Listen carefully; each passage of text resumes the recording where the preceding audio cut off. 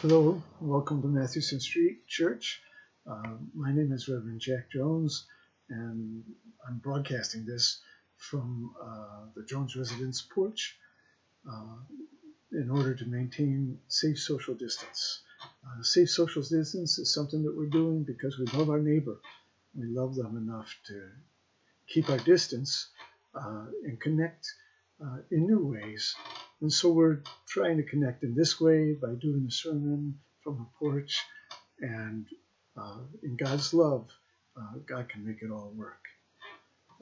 Here's the sermon today. Our minds can scarcely take it all in.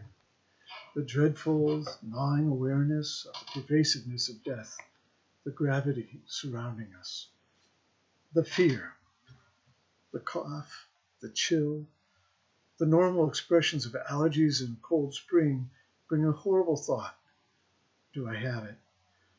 The fears of financial catastrophe, losing a business, a home, an apartment, worrying about food scarcity, and the world. Russia, so many dead. Argentina, so many dead. Belarus, so many dead. France, Italy, England, so many dead. India, Africa, one only wonders what might happen. The death count mounts and mounts and mounts and mounts and mounts some more. It feels all the more disturbing and debilitating when our president wants to be in denial about science, not listening to his own medical advisors, playing politician and pandering to people's worst selfish, ignorant, thoughtless impulses, encouraging protests of sensible procedures and prompting distrust and impatience with difficult practices, when he should be offering the leadership for people to persevere. So we can't look to the president to provide proper precautions. Thankfully, the majority of people are prepared to sacrifice their short-term interest for the greater good. After all, you can't serve a restaurant to someone who is dead. You can't cut the hair for someone who is dead. You can't have a sporting event if the players are dead. You can't have a parade if the band is dead. You have to keep people alive first before they can buy your products.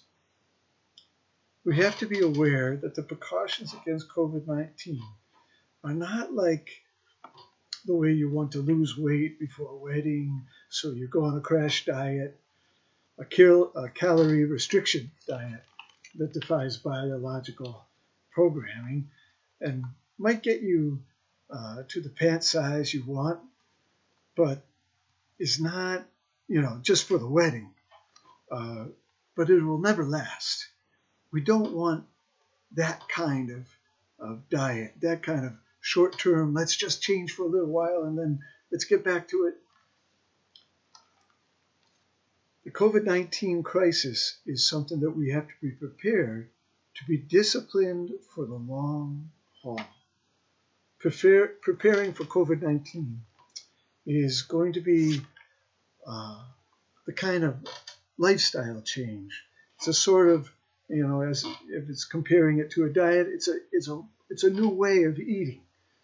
Living with COVID-19 in this world will involve changing the way we live in sustainable ways, long-term ways, like meal plans and habits that actually work to keep your weight off. You have to be able to live with it. The plan has to nourish you and be satiating and taste good.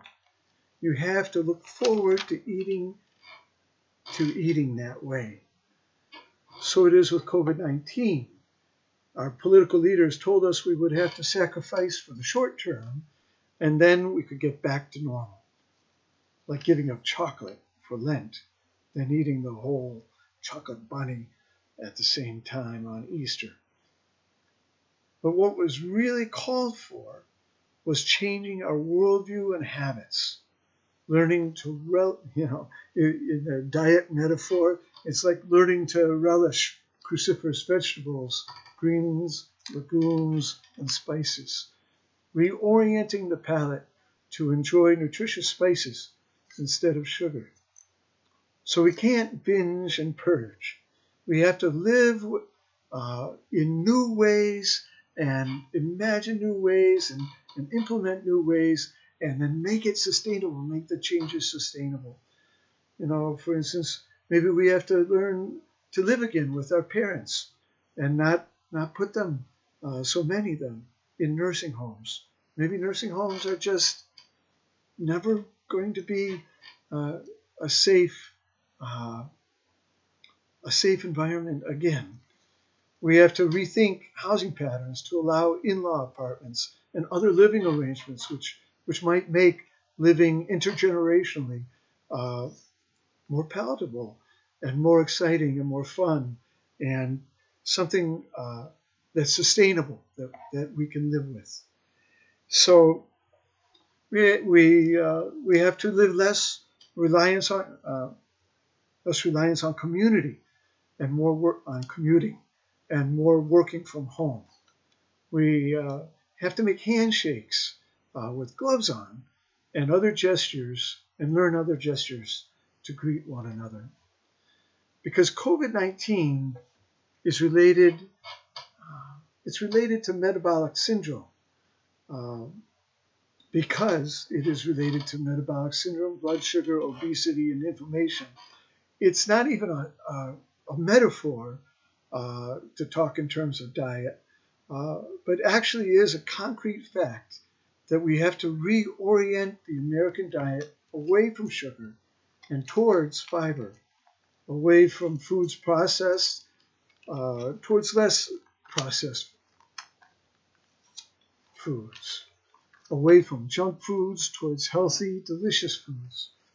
COVID-19 preys on people who have made themselves vulnerable because of poor eating habits. So we need to model and teach our children excellent eating habits right away. We need to do that now because COVID-19 and viruses like it will be around for the rest of our lives and the rest of their lives. The point I most want to make is that to make changes in behaviors and habits that are sustainable, they have to be fun and enjoyable and life-affirming and community-building. To maintain really healthy eating, it has to be delicious, filling, and manageable to prepare. Some of these broad cultural changes have been needed and called for a long time. Let's hope and pray that the COVID-19 virus leads us to act with more urgency for less reliance on fossil fuels for commuting, less reliance on fossil fuels for our food, and for more buying local, from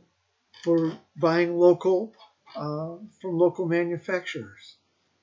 And less going to huge stadiums to see national acts, and more going to local theaters and small venues to support local talent. Less passive sedentary sports viewing and more getting out and enjoying healthy, sustainable sports with family and friends like walking, hiking, bicycling, basketball, whatever, but with your friends and actively participating. And how about computer learning from teachers from all over the world? Maybe you can study from a person with Africa. Maybe you can learn something from someone in France or Italy. Maybe you can learn something, perhaps Spanish, from somebody in Latin America. And then what about learning to teach? How about making universal literacy a reality? How about providing a computer to every kid And then every one of us taking responsibility for teaching and tutoring somebody from Africa, from Belarus, from Latin America, from India, wherever it might be, that we would have somebody that we tutor and instruct in something that we know a lot about. It brings a whole new possible meaning to each one, teach one, and global literacy campaigns.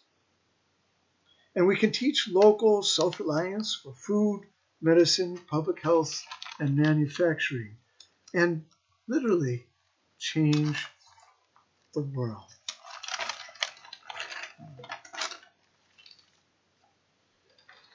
Among other changes that are called for is that we can abolish dysfunctional shelters and get behind rapid rehousing and housing first, and more appropriate zoning laws to make housing accessible for everyone.